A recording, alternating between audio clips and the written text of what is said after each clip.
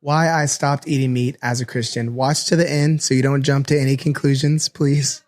One day I saw this TikTok about how carnivores' intestines are actually shorter than humans, making it easier for them to digest meat after eating. For humans, it takes much longer because our intestines are long.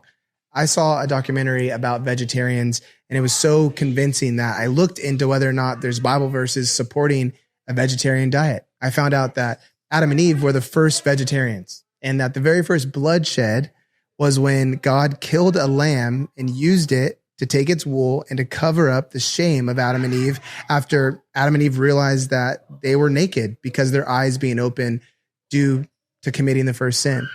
Isaiah 55 promises that when God makes the world new again, the lion will eat grass like an ox, which is a promise of peace with no violence, but could also mean that in the new world, all the inhabitants will be vegetarians. The Jews had a very strict diet, and it came to them by the Mosaic law, but it was only to keep them safe and to keep their minds and hearts focused on God. Jesus declared all foods good in Mark chapter 7. So no worries about that. He even told his disciples to eat what was put before them, whatever it was, in Luke chapter 10. And he told them that as he was preparing them to go out and to preach the gospel into different people's homes. And that actually is the only exception to when I will eat meat. If I go to someone's house and they have bacon, I'm chowing down on that bacon because I love bacon and I want to be kind. I want to be respectful. I want to eat before what's put before me, and I want to represent Jesus really well.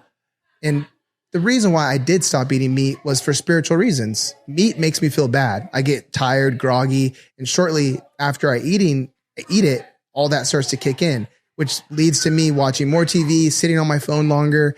And because that stuff is mental junk food, I usually get tempted into consuming physical junk food and binging out on it, like candy and chips. 4 months ago, when I kicked it out of my diet, I felt more energetic, happier, focused.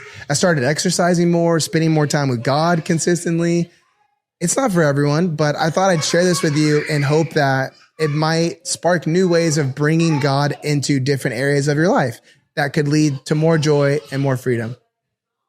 Thanks for listening to me rant, and the kids in the background as well. Don't forget, I have a podcast and merch if you want to support me. Love you. I'll see you in the next one.